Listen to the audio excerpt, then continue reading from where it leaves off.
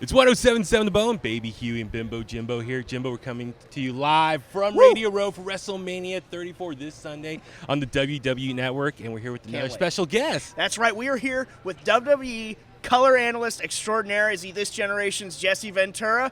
I think so. He's phenomenal. We are joined by Corey Graves. How are you doing? I am fantastic. I don't deserve those sort of accolades yet. I need to be here for about 20 more years to get to that level, but I appreciate it. Thank you very much. You're doing great work. How's it been treating you so far? It's insane. I'm incredibly busy, as you guys might expect, but it's fun, man. It took a long time. I like to say I went around the world to get across the street.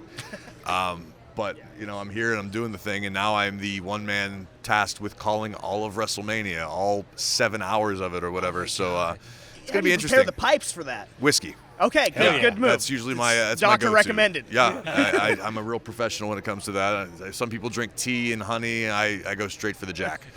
Jack was good. Yeah, you look like well, a Jack I'm kind of a bourbon nerd now. I've learned that. Okay, that's pretty all the rage. It's relatively new, so I'm still like I hate to use the word expert at anything, which I am far from, but I am a fan. I am a fan of beer. I am a fan of whiskey. So I just like to try things in life. I wouldn't even. Yeah, exactly.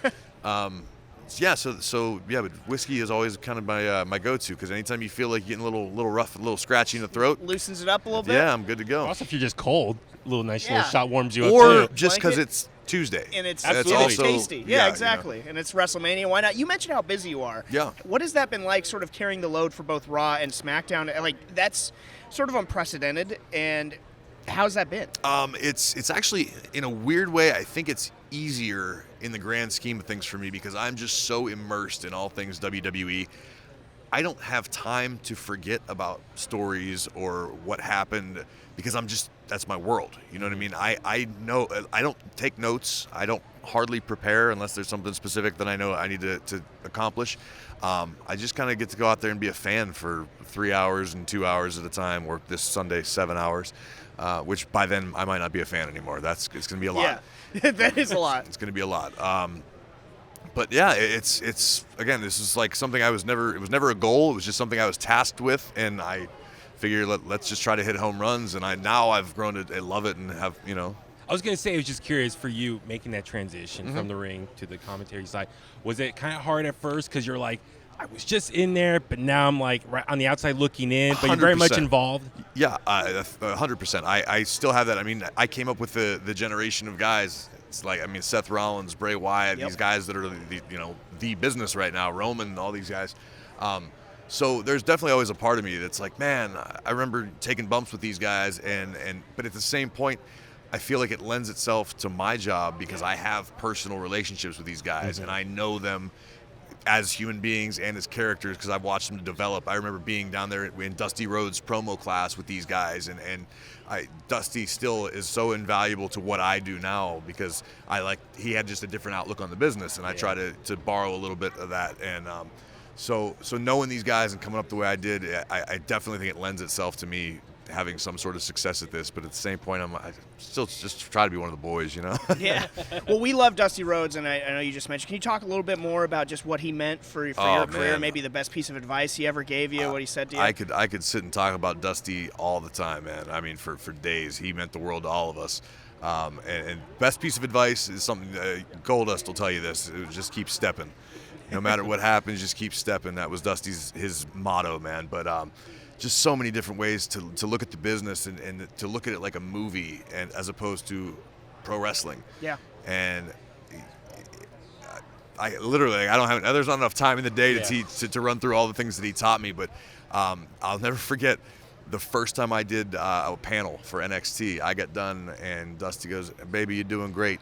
Sit up straight. You're too handsome to slouch." And I went, well, that's it. Because he would never not shoot you straight. He would make you feel good, but it'd just be like, bam, don't forget. I go, wow, this is the dream, man. I miss him all the time.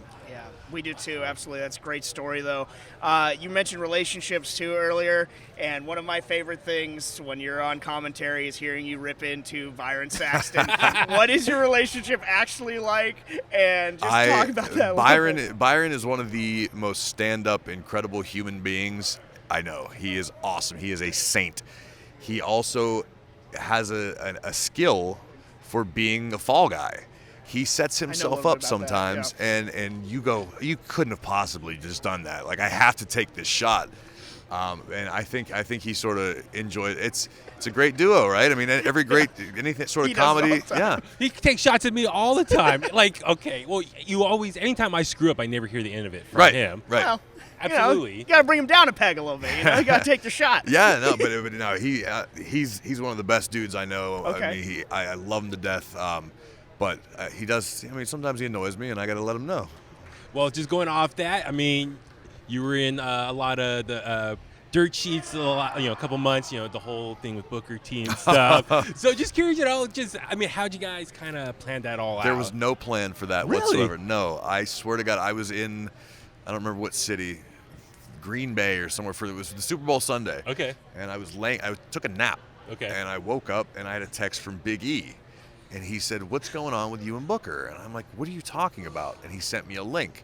I heard the audio. Once I heard it, I knew from that point on, it was Booker just goofing. Yeah. Like I've spent so much time with him. He's another one, man. He's taught me so much about even the broadcasting end of things, and taught me hints. And I love Booker to death. And as soon as I heard the inflection in his voice, I went, "Oh, he's messing around." But it had taken off already. Like, Corey Graves, Booker T takes shots at Corey Graves. So I responded on Twitter. This is without even speaking a word to Booker. Okay. I sent out a tweet. I quoted The Art of War. Yes, I remember that. Yeah. And that blew up. People were, "Oh God, this is real. This is back and forth." So I was at TV that day, and Booker calls me. And for a minute there, I'm like, "Oh man, maybe I did misread something to him." the situation. Yeah. And he goes, "Hey man, can you believe USA Today picked up on this?" He just starts naming and he's laughing. And at no point did he even feel the need to explain to me. Like, it was understood. He knew, I knew he was screwing around. But it was just nuts, the life that it took on from just two buddies just goofing off. Like, there was no goal, there was no plan. We weren't trying to accomplish anything. Booker had 10 extra minutes on his radio show to waste time, and started messing around. And I probably would have never heard it if it weren't for someone that posted it online or something. And but hey, who knows? There's no such thing as bad publicity, right? Thing of beauty, and that's one of the things you mentioned, how you just sent out a tweet. One of the things I look at is sort of like the evolution of what this industry is, and social media is such a huge part of that.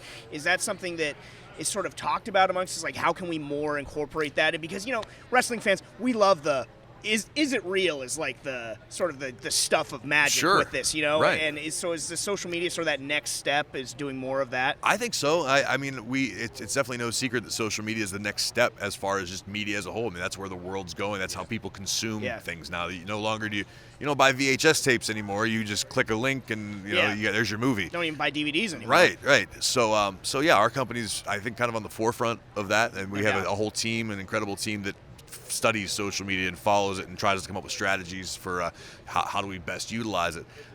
It's fun, man, but it's fun for us when we can kind of make you ask that question. Yeah. That was the biggest thing. We had no goal.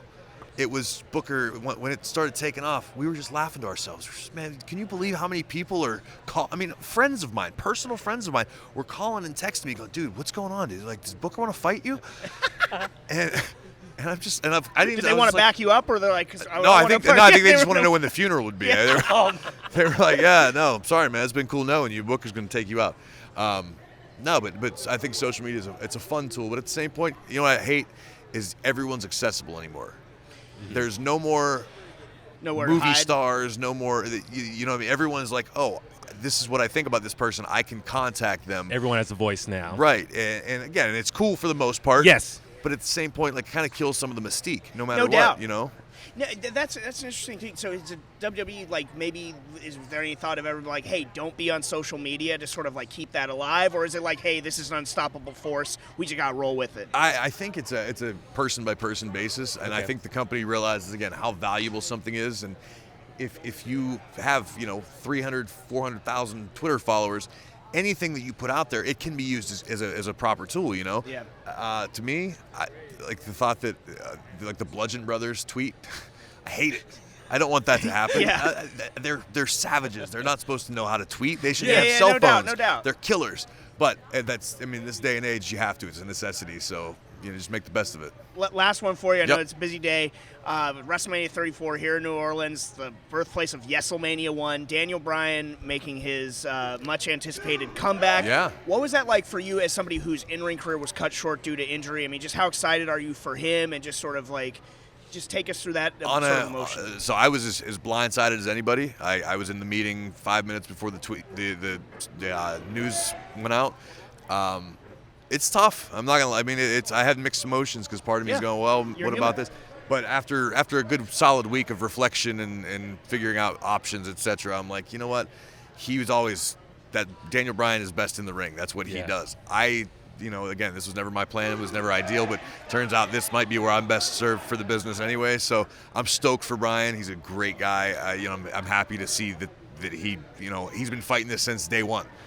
And so he won, and I'm stoked for him to come back, and it's going to be that Superdome's going to be unreal. I can't wait. I can't wait to hear the reaction. Yeah. Looking forward to that. So encourage everyone back home in the Bay Area, make sure watch WrestleMania 34. Hey, check this out. I'm going to throw a plug in here because this is what I do. Okay, sure.